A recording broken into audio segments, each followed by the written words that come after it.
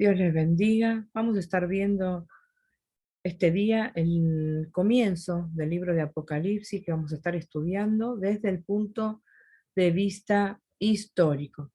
Ahora vamos a ver en el material que hay diferentes puntos de vista de estudiar el libro de Apocalipsis. Casi siempre el método que utilizamos eh, o el modo de estudiarlo es dispensacional, así que bueno, va a estar muy interesante poder ver otro modo de ver Apocalipsis.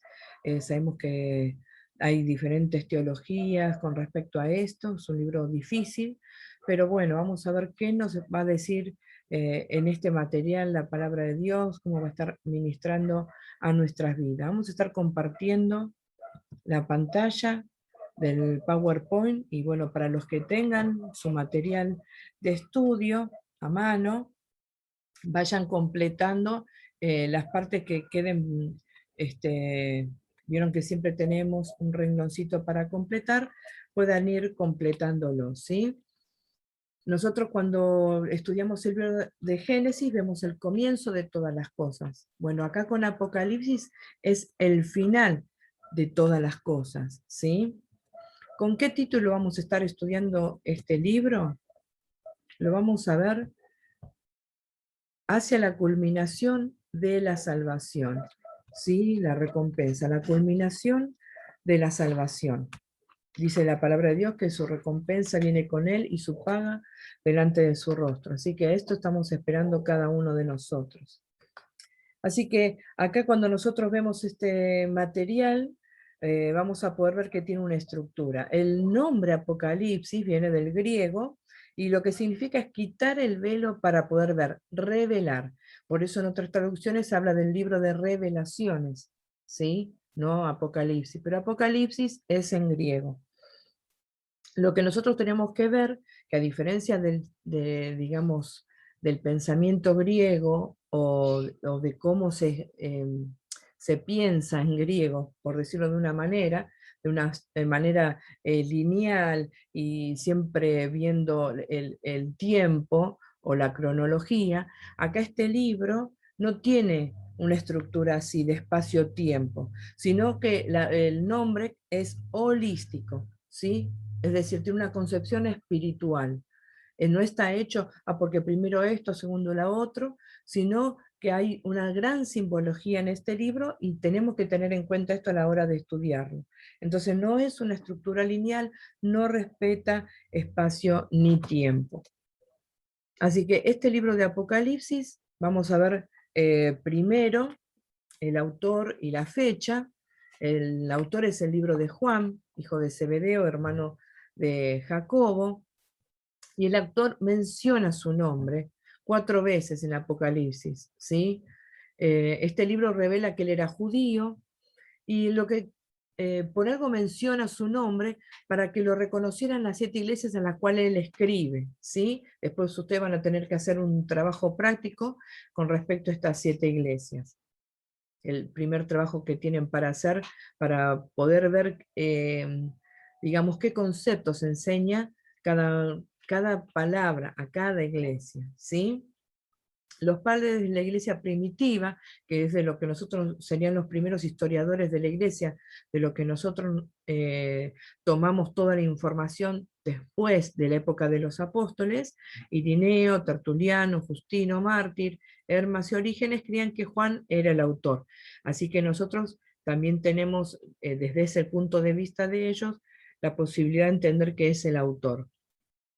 El emperador romano de ese tiempo, digamos, cuando Juan escribe el libro, era Domiciano, era un César que era cruel. Él reinó del año 81 al 96 después de Cristo, y probablemente Juan lo escribió alrededor del año 95, ¿sí? Entonces decíamos que viene de la palabra griega apocalipsis, ahí está escrito, ¿no?, en griego, apocalipsis, y significa descubrir, revelar, ¿sí? Entonces, nos quita el velo este libro de Apocalipsis en 2 sentidos. Primero, revela a Cristo en su gloria. Nosotros vemos que a lo largo de lo que son las cartas a las iglesias, ¿no?, de Pablo, Pedro, Juan, Santiago, Judas, todos los que escriben, ¿no? Habla siempre del sacrificio de Jesús, que Él está en la gloria, pero está hablando siempre de lo que es la iglesia en sí. Cuando hablamos de los evangelios, nos habla del transitar de Jesús en esta tierra, su pasión, su muerte, su resurrección. Pero acá vemos a Cristo glorificado como en plenitud, ¿sí? Y otra cosa que nos habla este libro, aparte el velo que oculta los acontecimientos futuros. Es decir, qué va a pasar en el futuro, incluyendo el retorno de Cristo para derrotar definitivamente las fuerzas del mal, porque sabemos que ya están vencidos, pero bueno, hay una última guerra, ¿sí? Combina Apocalipsis tres formas de escritura, justamente la apocalíptica, lo que es de descubrimiento o de revelación, que usa visiones y símbolos para revelar este futuro, al igual que lo hacen Ezequiel, Daniel y Zacarías, ¿sí? La otra forma es profética, hablando como escrito profético, que dan una palabra de Dios que se refiere tanto al presente como al futuro. Porque nosotros lo que vamos a ver en estas cartas, que Juan quiere darles una palabra de ánimo a las iglesias, de que se restauren, de que se preparen para el advenimiento de Cristo, ¿sí? Entonces, también sabemos que nosotros en las palabras de las profecías, siempre nosotros vemos que el Espíritu Santo consuela, exhorta y edifica en estas palabras, ¿sí? Así que también en una exhortación, una consolación, darles ánimo y edificación para que ellos caminen conforme a la voluntad de Dios, ¿sí? Entonces, esta palabra profética tiene menos visiones y menos símbolos que lo que son las palabras apocalípticas, ¿no? ¿Qué ejemplo tenemos en otros libros de la Biblia? Isaías, Jeremías y todo lo que son los profetas menores. La tercera forma es de carta, ¿sí? Entendemos que por más que el contenido de esta carta es apocalíptico y es profético, no deja de ser una carta, ¿sí? ¿Dónde lo vemos? En el saludo del capítulo 22, y bueno, él mismo cuando se presenta. El ejemplo que tenemos son las cartas de Pablo, de Pedro. Esto ustedes tienen ahí para completar en su material, ¿sí? La estructura de este libro, pero lo vamos a ver desde el punto de vista historicístico, ¿sí? ¿Qué quiere decir esto? Desde el punto de vista histórico. El capítulo 1 nos va a hablar de que Cristo está vivo, ¿sí? Nos va a hablar del Cristo que está vivo. Así que los que tienen para completar su material, completen ahí vivo, el capítulo 1. El capítulo 2 nos va a hablar de que Cristo es el dueño de la iglesia. Acá es donde les habla a las iglesias, Cristo es el dueño de la iglesia, ¿sí? Y los ángeles de la iglesia, que son los pastores, están para guiar, para pastorear, para apacentar. Pero el dueño de las ovejas es Cristo. Capítulo 4 al 5 nos va a hablar que el Cristo que es la gloria del cielo, nos va a hablar de la gloria, ese Cristo glorificado, ¿sí? Capítulo 6 al 18, el Cristo que es el juez de la historia, y por último, del 19 al 22, el Cristo que es el culminador de la historia y de la salvación. Por eso nos va a hablar de que la recompensa viene con él y la paga delante de su rostro, ¿sí? De esta forma vemos desde este punto de vista histórico, ahora vamos a ver los diferentes puntos de vista o interpretaciones que hay con respecto a Apocalipsis, pero desde este punto de vista lo dividimos de esta manera. Capítulo 1, que Cristo está vivo; 2 y 3, que es el dueño de la iglesia; 4 y 5, que es la gloria del cielo, ¿no? La gloria de Cristo en el cielo; 6 al 18, que Él es el juez; y por último, 19 al 22, que es el culminador de la historia y de la salvación. Por un lado, tenemos la estructura dispensacionalista también, que es lo que casi siempre estudiamos Apocalipsis de esta manera, que se dividiría en tres secciones. El capítulo 1 describe una visión en la que Juan vio a Cristo revestido como juez y de pie en medio de las 7 iglesias, ¿sí? Las cosas que vio Juan, es decir, la visión de Cristo como juez de las iglesias. Capítulo 2 y 3 tiene que ver con la era de la iglesia en la que vivimos ahora, ¿sí? Hablando de Cuando hablamos de dispensaciones, para el que no escuchó nunca, estamos hablando como si fueran de épocas, ¿sí? De épocas. Entonces diríamos que el capítulo 1 es el tiempo en que Cristo es revestido como juez, el capítulo 2 es la era de la iglesia, la época de la iglesia, que es todo este tiempo, desde que vino Pentecostés hasta que Cristo venga. Del 4 al 19 ya nos habla de la gran tribulación, un periodo de por lo menos 7 años donde Dios juzga a la nación incrédula de Israel, pero también a los gentiles incrédulos. Del 4 al 19 describe los juicios bajo los figurativos, ¿no? Bajo los 7 sellos, 7 trompetas y 7 copas, perdón. Las cosas que han de ser después de estas, ¿sí? Lo dice 1.19. Es decir, después de lo primero, que bien, todos estos juicios de Dios. Un bosquejo de acontecimientos desde el arrebatamiento, ¿sí? De que Cristo viene a arrebatar la iglesia hasta que estemos en la eternidad. Esto va a haber del 4 al 19. Y los capítulos 20 al 22 se trata acerca de la segunda venida de Cristo, su reino sobre la tierra, el juicio del gran trono blanco y la eternidad. Entonces, de esta manera, nosotros tenemos la estructura dispensacionalista, ¿sí?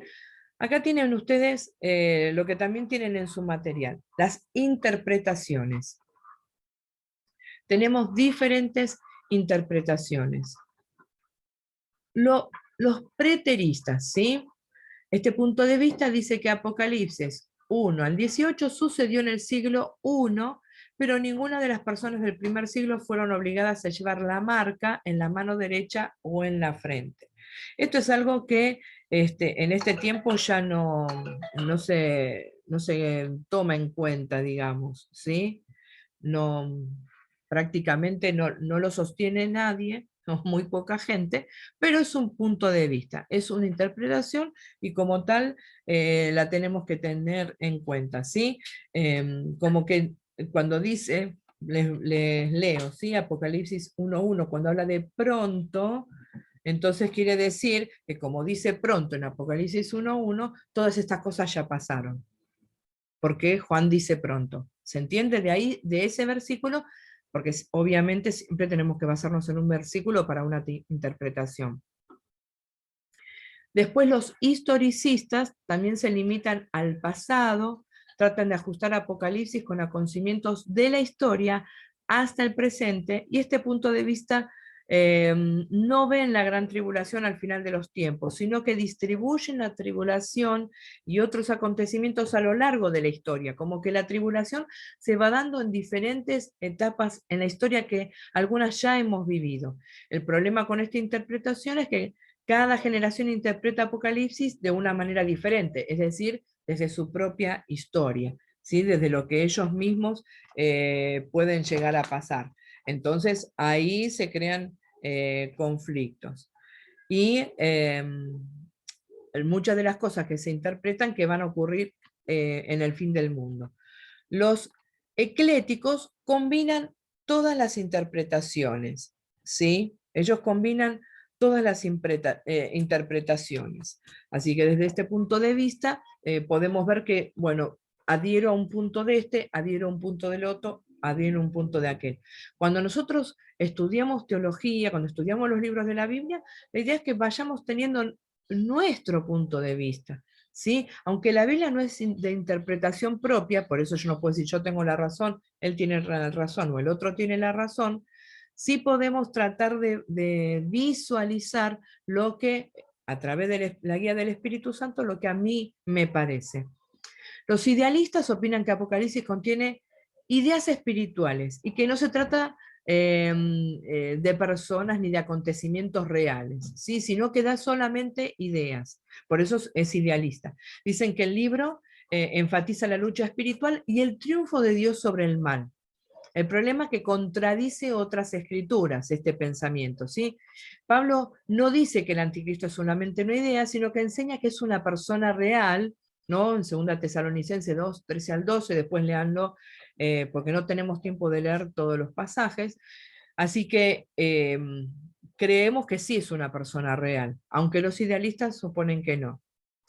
La dispensacionalista, que ya estuvimos viendo también en el bosquejo, creen que Apocalipsis 4 al 19 se llevará a cabo en un periodo más o menos de 7 años, ¿sí? Basados en la tribulación en Daniel 9:27. Estos 7 años de la ira y los juicios de Dios terminan con el retorno de Cristo y luego sigue en Apocalipsis 20:22. Bueno, hasta acá vamos a ver esta parte y luego continuamos en otro video lo siguiente. Dios les bendiga.